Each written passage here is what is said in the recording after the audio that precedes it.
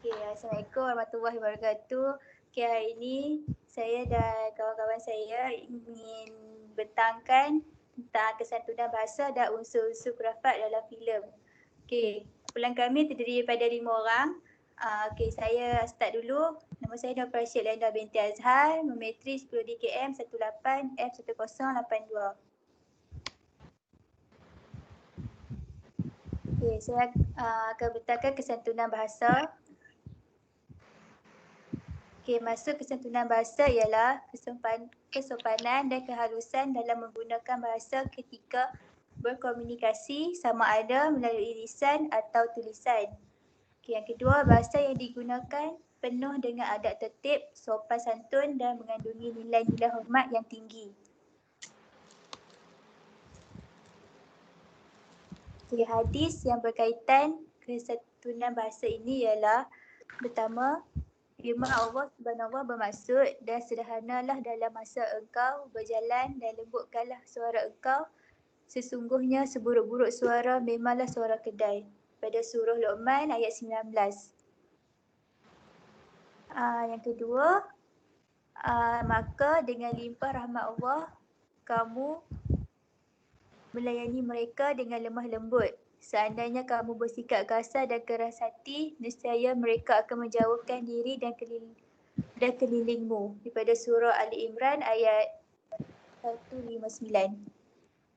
Okey, untuk sunnah, Rasulullah SAW bersabda bahawa Allah mengharamkan ke atas kamu penderhakaan kepada ibu-ibu, membunuh anak-anak perempuan hidup-hidup, menahan hak-hak yang wajib dan meminta-minta, dan Allah benci kepada kamu yang suka berkata-kata yang tidak berfaedah, banyak bertanya dan membuang harta. Daripada Al-Bukhari. Okay, konsep persatuan bahasa pula ialah yang pertama, cara dan bentuk bahasa yang digunakan oleh seseorang dengan penuh sopan.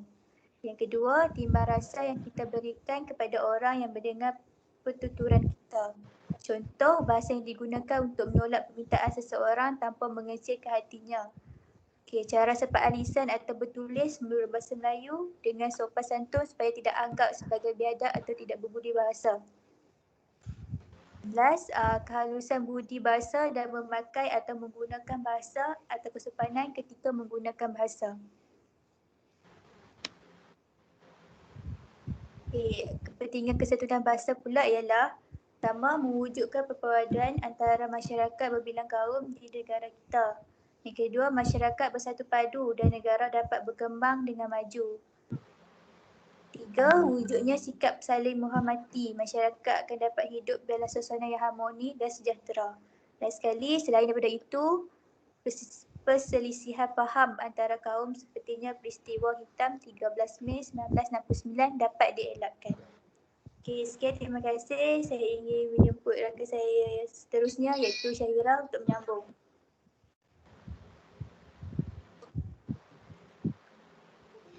Nama saya Nur Izzatul Syahira binti Zulkifli, nombor metrik 10 DKM 18F1081. Saya akan menyambung perbentangan Farisha. Okey, ini adalah contoh kesalahan bahasa iaitu penggunaan bahasa rojak pada zaman kini. Contoh yang pertama ialah penggunaan bahasa yang tidak sopan.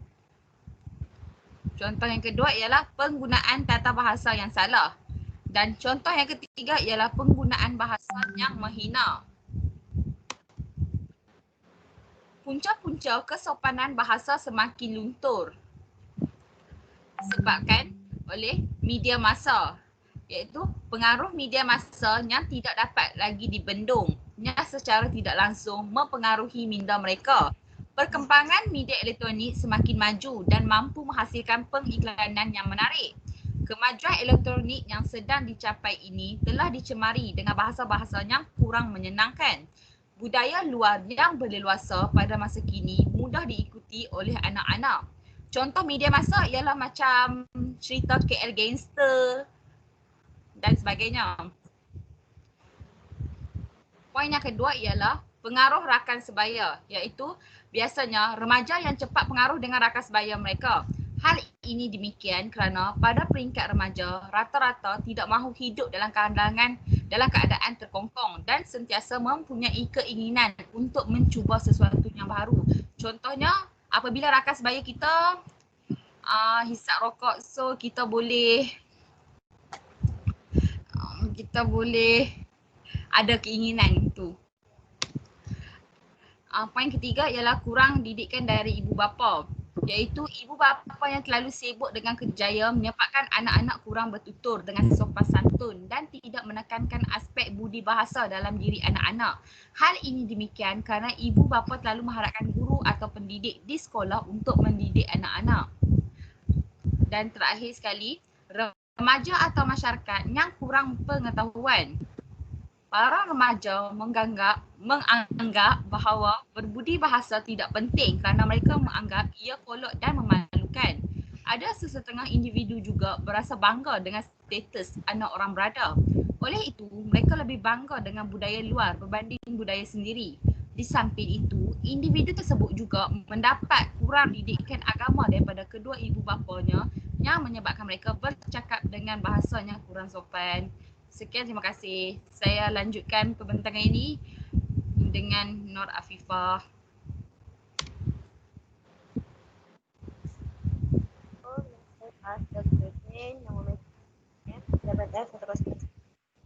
Sambung pembentangan saya. Kat sini, cara menyelesaikan masalah kesopanan bahasa yang luntur. Yang pertama, peranan Dewan Bahasa dan Pustaka. Mereka haruslah memantaukan etika kerja supaya masyarakat lebih tertarik untuk memulihkan bahasa Malaysia. Hal ini dapat dilakukan dengan meningkatkan kualiti buku bahasa. Contohnya, kamus Dewan Bahasa mestilah ditambah baik dengan memastikan entry-entry baru ditambah dari semasa kesempatan masyarakat digital akan bahasa yang menjadi abang bangsa. Dan kedua, peranan bagi menangani fenomena masalah penggunaan bahasa seperti ibu bapa perlulah memainkan peranan penting dalam mendidik dan membimbing anak-anak dalam membentuk cara berkomunikasi dengan menggunakan bahasa yang sopan dan teratur. Ibu bapa perlu bertegas dan mendisiplinkan anak-anak. Ya.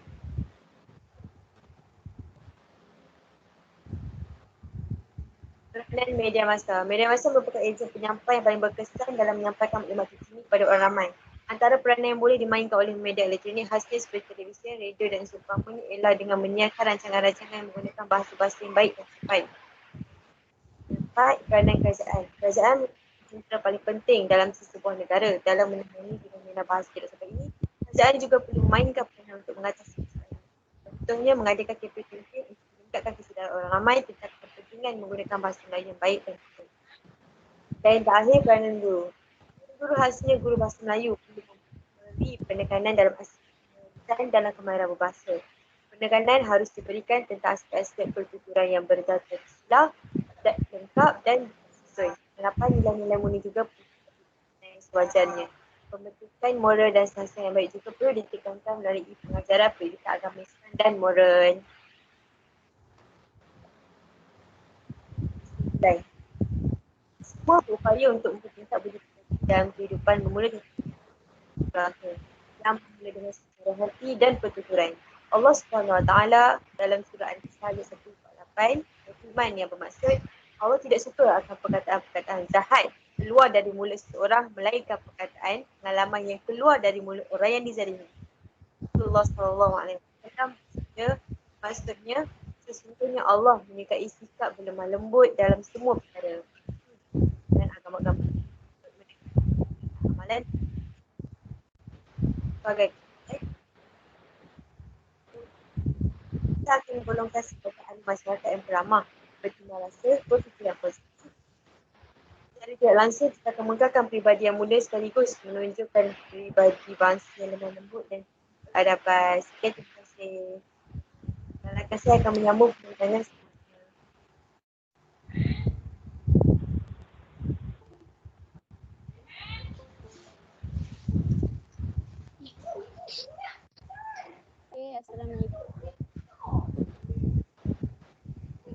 Assalamualaikum dan salam sejahtera. Nama saya Nur Anulim binti Abdul Ghani, bernomor metrik 10 DKM 18F1097. Hari ini saya akan membentang unsur-unsur khurafat dalam filem. Maksud khurafat. Maksud khurafat menurut kamus bahasa Arab ialah cerita-cerita yang mempersonakan dan dicampur aduk dengan perkara dusta. Al-Mujam Al-Wasi. Terusnya, maksud khurafat menurut kamus Dewan ialah kepercayaan karut yang diada-adakan berpandukan kepada perbuatan-perbuatan dan kejadian alam yang berlaku. Pengertian khurafat dari segi Islam ialah semua cerita sama ada rekaan atau hayalan, ajaran-ajaran, pantang larang, ada istiadat, ramalan, pemujaan atau kepercayaan yang menyimpang dari ajaran Islam. Berdasarkan takrif di atas, khurafat merangkumi cerita dan perbuatan yang direka dan bersifat karut dan dusta.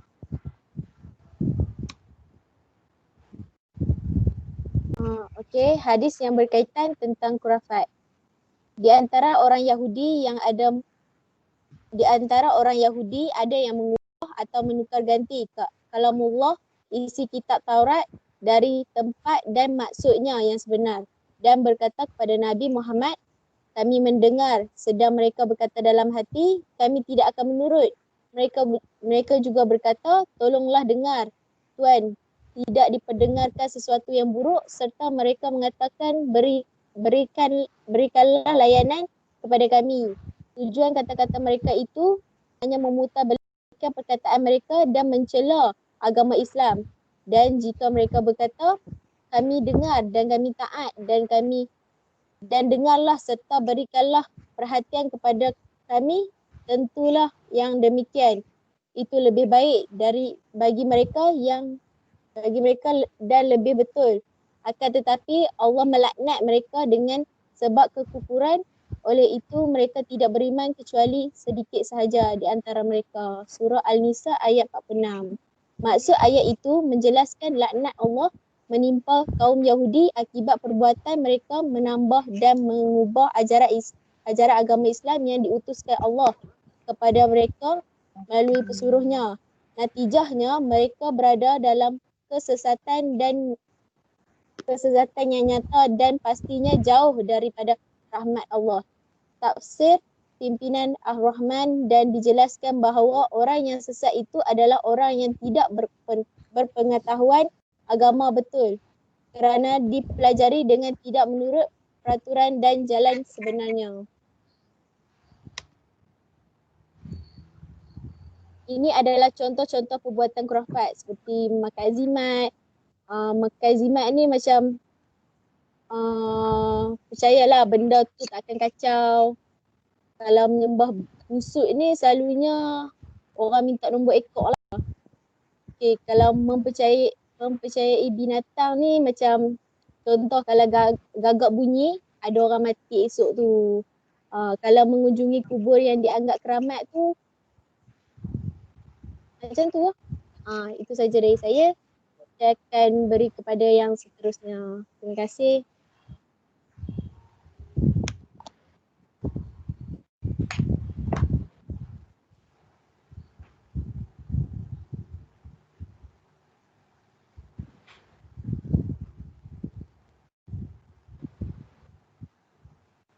Siapa komentar seterusnya sambung? Aina. Aku tak buka mic tadi. Saya Nurul Aina binti Muhammad Yusof, 10 DKM 18F 1104, ingin menyambung pembentangan Nurul Emilia. Ciri-ciri khurafat dan tahyul dalam dunia penerbitan ialah cerita-cerita yang tidak didasarkan pada syarat sama ada Al-Quran atau hadis. Selain itu, cerita-cerita yang berunsur mitos dan legenda, rekaan, dongeng, khayalan atau kepercayaan karut. Seterusnya, cerita yang bersumber kepercayaan lama dan adat yang bercanggah dengan Islam. Dan akhir sekali, cerita yang berbentuk pemujaan dan permohonan kepada makhluk halus bagi tujuan memudaratkan orang lain dan penyelewangan daripada akidah Islam. Terusnya, saya ingin membuat pembentangan tentang unsur khurafat. Filem seram ini mengangkat kisah penggunaan ilmu hitam kerana dendam dan kepentingan diri sendiri. Kisah bermula dengan pembukaan cerita di kawasan perkuburan di mana Muzir dianai oleh Hasbi demi melengkapkan ilmu hitam serta mendapatkan isteri Muzir. Akibatnya Muzir dipenjarakan seumur hidup. Cerita khurafat mengisahkan perjanjian terlarang dan salah satu bentuk penyelewengan dalam akidah Islam di antara manusia dan syaitan. Sesuatu yang amat ditegah dalam agama suci kita, tetapi manusia tanpa mengira akibat membelakangkan Allah, disokong dengan nafsu, dendam, serakah, akhirnya hanyut dengan bisikan syaitan.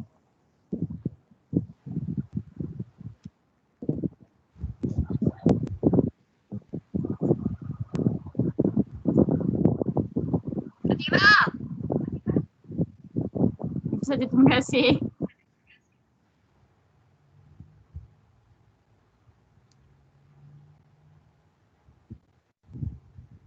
Fatini.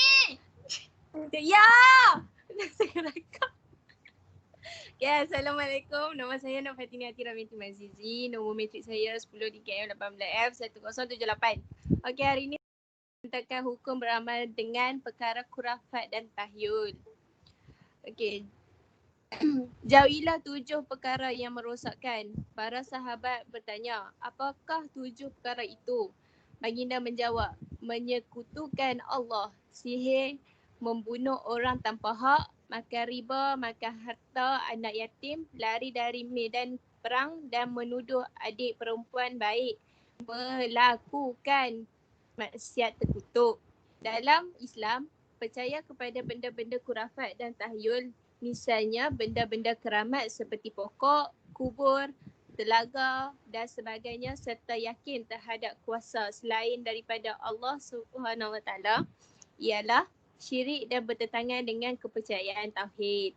Menurut garis panduan yang dikeluarkan JAKIM, hukuman yang ditetapkan ke atas pelaku yang percaya kepada amalan khurafat dan tahyul ialah syirik. Okay, next. Okay, kesimpulan untuk isu ini ialah tindakan media